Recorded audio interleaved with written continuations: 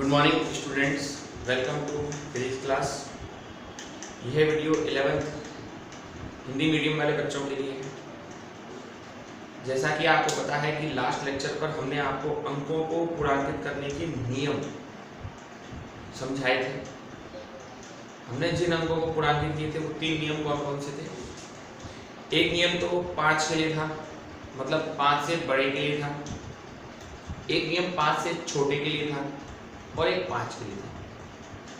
5 से बड़े वाले में और 5 से छोटे वाले में कोई दिक्कत नहीं थी, लेकिन 5 वाले में ये बताया था कि अगर जिस अंक को पूर्णांकित करें उससे पहले अगर सम है, मतलब 5 का जो अंक है और उससे पहले अगर आपका क्या है सम राशि है जिसको पूर्णांकित कर रहे हैं तो कोई चेंज नहीं होता, और अगर विषम है तो एक की वृद्धि रहती है।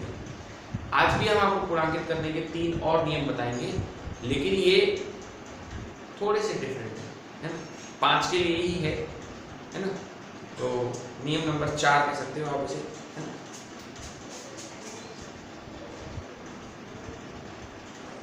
नियम नंबर 4, ठीक है। यदि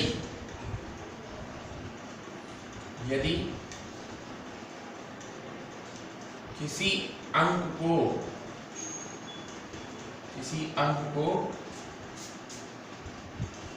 पूर्णांकित करना है, यदि किसी अंक को पूर्णांकित करना है और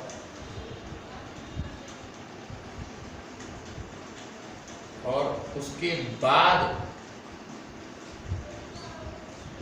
यदि किसी अंक को पूर्णांकित करना है उसके बाद आने वाला अंक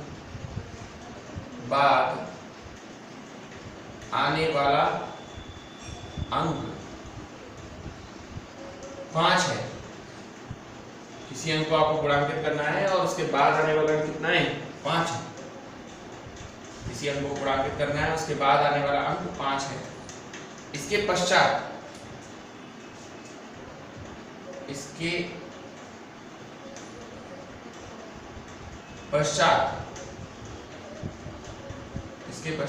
आने वाला अंक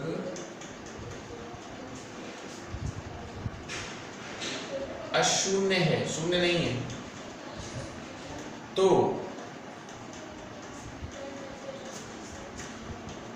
पूर्णांकित किए जाने वाले अंक में पूर्णांकित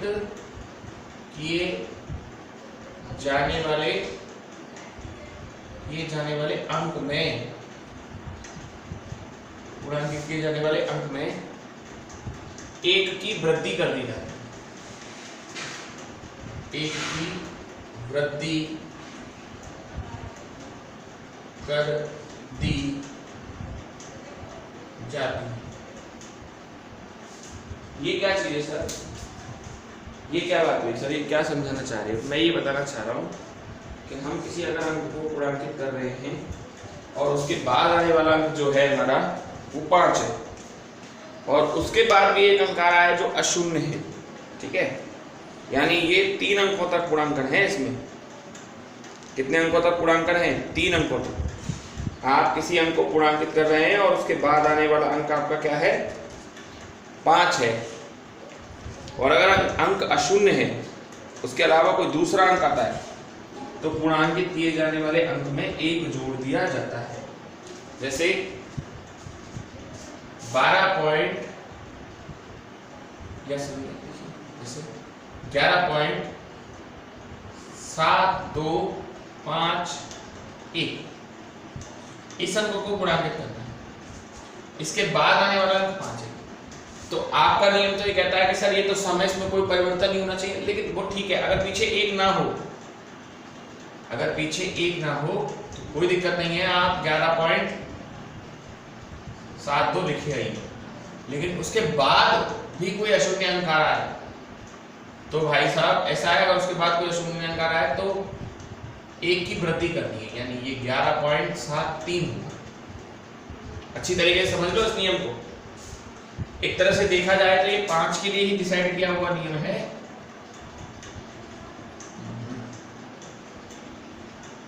एक तरह से देखा जाए तो ये 5 के लिए ही निर्धारित किया जाने वाला नियम है।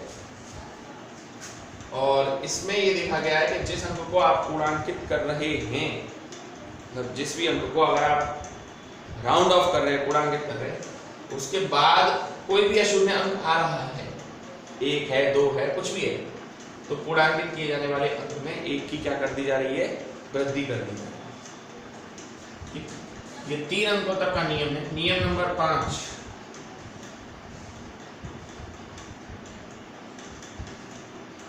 ठीक है। अब देखो,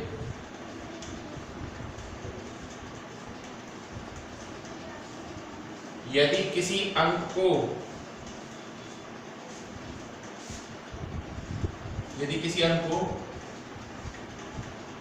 पूर्णांकित करना है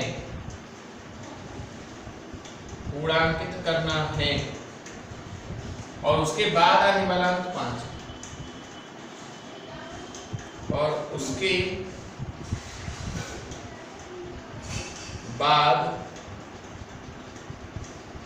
बाद आने वाला अंक 5 है। यदि किसी अंक को पूर्णांकित करना है तो उसके बाद आने वाला अंक 5 है, ठीक है। और उसके पश्चात 0 है और उसके पश्चात 0 है। यानी कि आप किसी अंक को पूर्णांकित कर रहे हैं और पूर्णांकित करने के बाद उसके बाद आने वाला अंक 5 है और उसके पश्चात अगर 0 है, उसके पश्चात अगर क्या है आपका 0 है ना, तो उसके पश्चात 0 है। और यदि अंक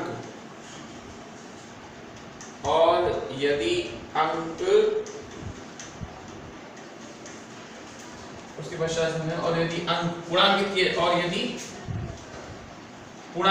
जाने वाला पूर्णांकित किए जाने वाला अंक अगर राउंड ऑफ किए जाने वाला जो अंक है वह सम है तो कोई परिवर्तन नहीं,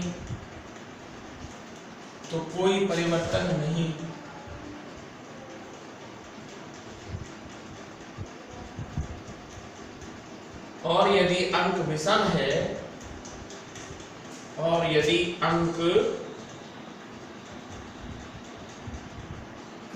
है तो 1 की वृद्धि कर दी जाती है।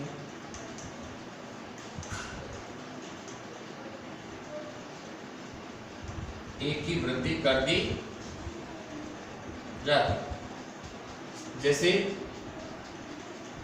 इसी को देखिए, 11.7250 2 को पूर्णांकित करना है और 5 के बाद 0 है, कोई चेंज नहीं।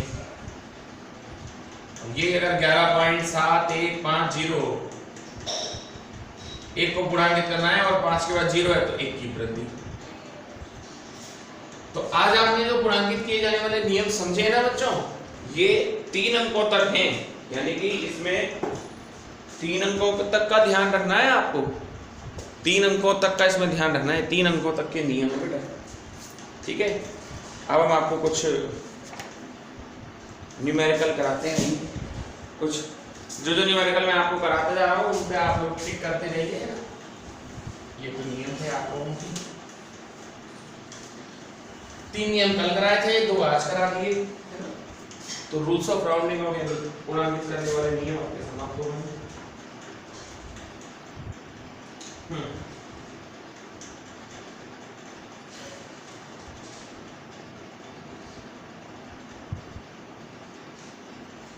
5वां क्वेश्चन है आपकी बुक का।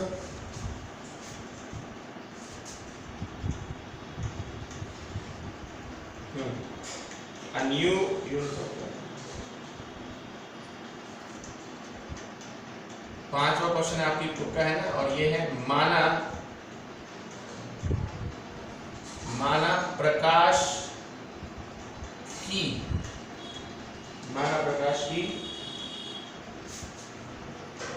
निर्वात में चाल,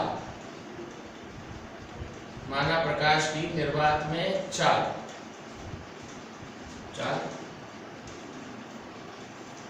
एकांक है।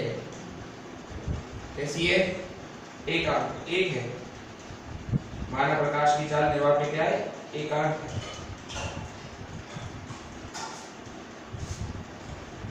तो बताइए कि पृथ्वी व सूर्य के मध्य, पृथ्वी व सूर्य के मध्य कितनी दूरी है?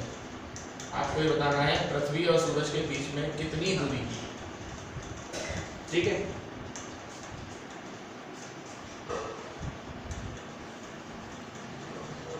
जबकि सूर्य का प्रकाश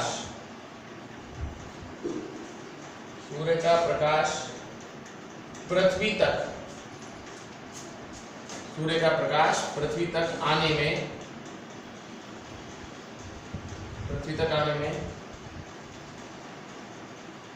8 मिनट 20 सेकेंड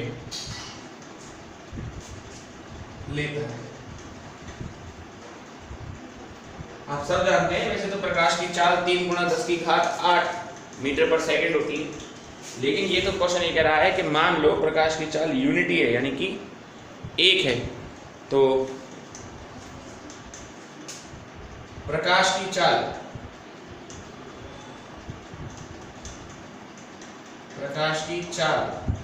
एक है और समय कितना लग रहा है इसको? समय 8 मिनट 20 सेकेंड, मतलब 8 मिनट में आपके 480 सेकेंड हो गए प्लस 20 हो गए। ओवरऑल कितना टाइम लगा उसको? 480 प्लस 20 बराबर कितना? 500।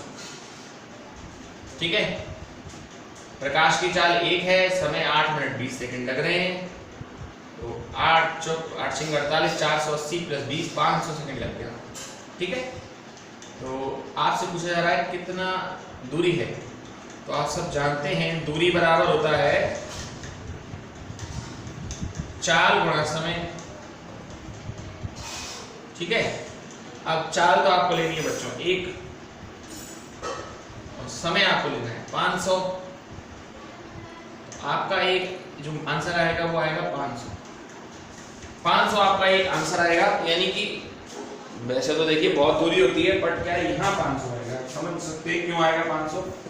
क्योंकि 500 इस हिसाब से आएगा कि इसमें तो प्रकाश की जो चाल दी है वो इकाई दी है ना, इसलिए कहा है कि प्रकाश की चाल को आप क्या मानो? एकांक मानो। तो हमने वही प्रकाश की चाल एकांक मानी और फिर इसे करने का कोशिश किया, तो ये अपना आंसर आया है। एक बार आप इसे देख लें फिर आगे बढ़ते हैं।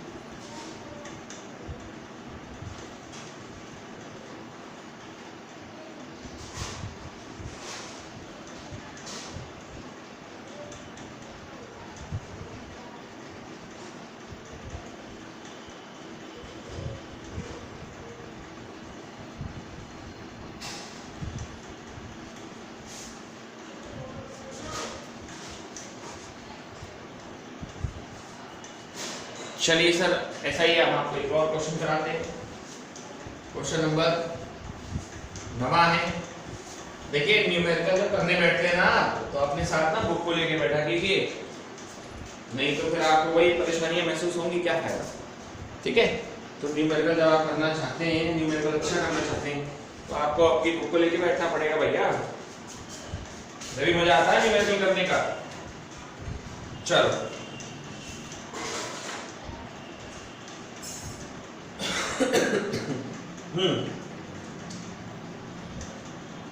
2.9 करा रहा हूं।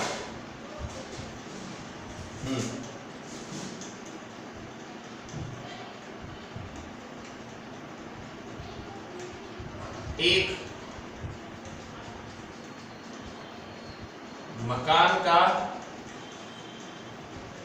चित्र, एक मकान का चित्र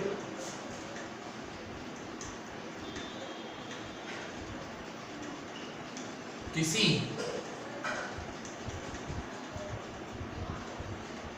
फोटोग्राफ की स्लाइड पर, फोटोग्राफ की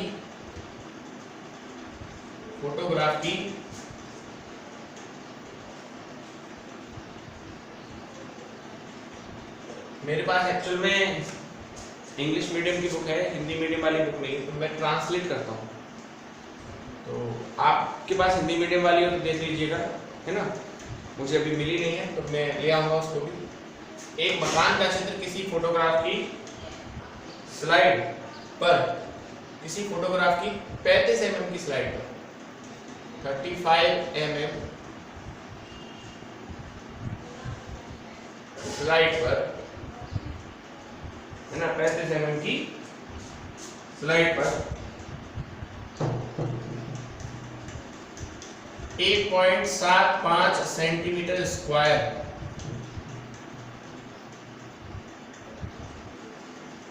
क्षेत्र घेरता है। ठीक है, क्षेत्र घेरता है। यदि इसे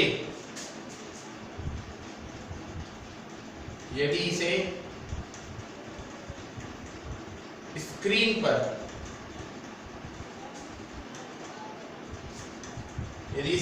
पर, दर्शाया जाए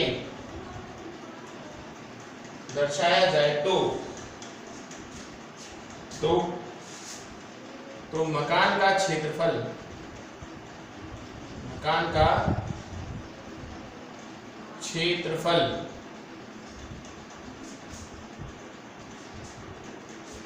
1.55 मीटर स्क्वायर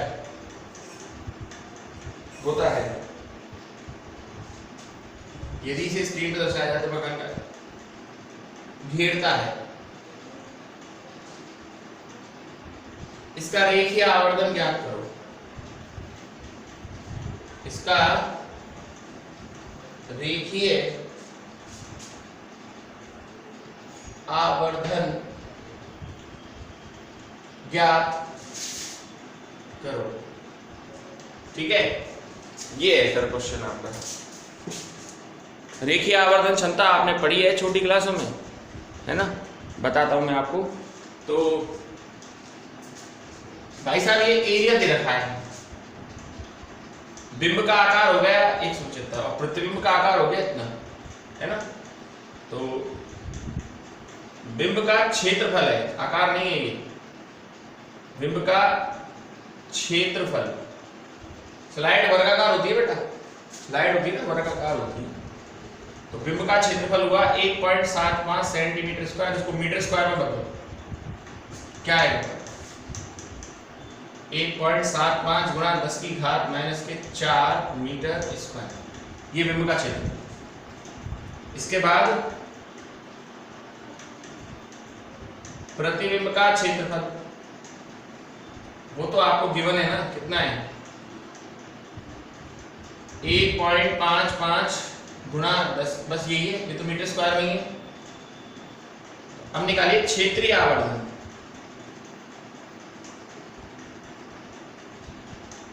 क्षेत्रीय आवर्धन क्या होता है, प्रतिबिंब का क्षेत्रफल बटे बिंब का क्षेत्रफल।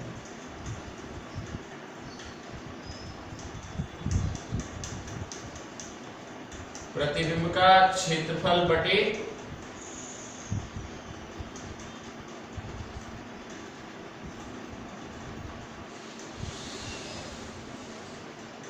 बिंब का क्षेत्रफल। तो प्रतिबिंब का क्षेत्रफल 1.55 हुआ और बिंब का क्षेत्रफल कितना है 10⁻⁴।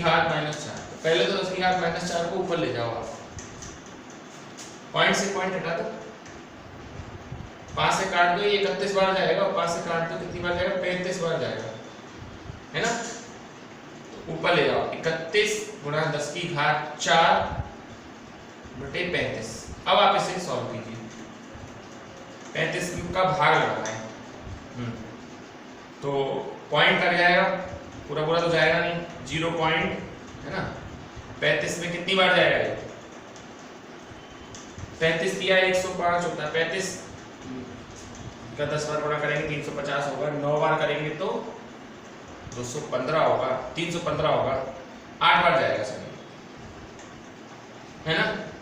8 बार जाएगा तो 35 गुणा 8, 8 5 40, यहाँ से लगी 4, 8 24, 24 और 4 28, 280 और ये 310 है, यानी 30 बचेगा। 30 में फिर 300 हुआ, फिर 8 बार जाएगा, फिर 20 बचेगा, एक 0 और बढ़ जाएगा 200 और 20 में ये 5 बार जाएगा, बिल्कुल 5 बार जाएगा और 5 बार होगा 175।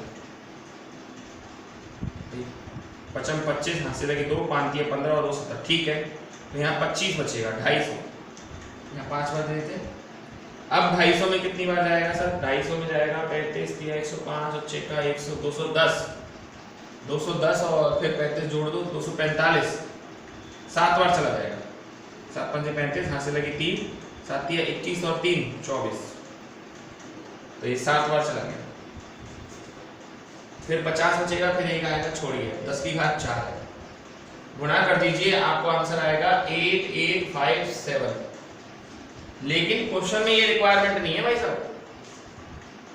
क्वेश्चन में तो उसने आपसे पूछा है क्षेत्र रेखीय आवर्धन पूछा है और आपको क्षेत्रीय आवर्धन दिया है, और इससे पहले आपने कभी पढ़ा ही नहीं कि सर क्षेत्रीय आवर्धन नाम की भी कोई चीज होती है। तो क्षेत्रीय आवर्धन में बताओ आपको क्या होता है। ये स्लाइड वर्गाकार होती है, तो अगर रेखीय आवर्धन निकालना हो आपको, कौन सा आवर्धन निकालना हो? रेखीय आवर्धन। तो रेखीय आवर्धन होगा अंडर रूट क्षेत्रीय आवर्धन, ठीक है, क्षेत्रीय आवर्धन का अंडर रूट है। अब ये क्षेत्रीय आवर्धन है 8 8 5 7, इसका अंडर रूट निकाल लीजिए। इसका जो अंडर रूट आएगा वही आपका आंसर आएगा। तो दो दो के पेयर बनते हैं, आप तो जानते हैं, 2 का चला जाएगा, चलो पीछे से बनते हैं 2 2 के पेयर। कितनी बार जाएगा? 9 बार जाएगा, 81, कितना बचेगा? 7 57, वर्गमूल निकालना हो बच्चों, है ना? जानते होंगे वर्गमूल निकालना, ऐसी कोई बात नहीं।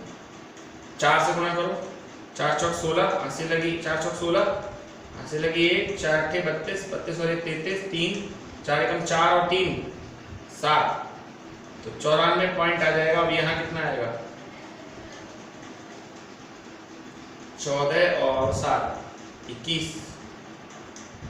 210 प्लस 4 करेंगे तो कितना आएगा? 94.1।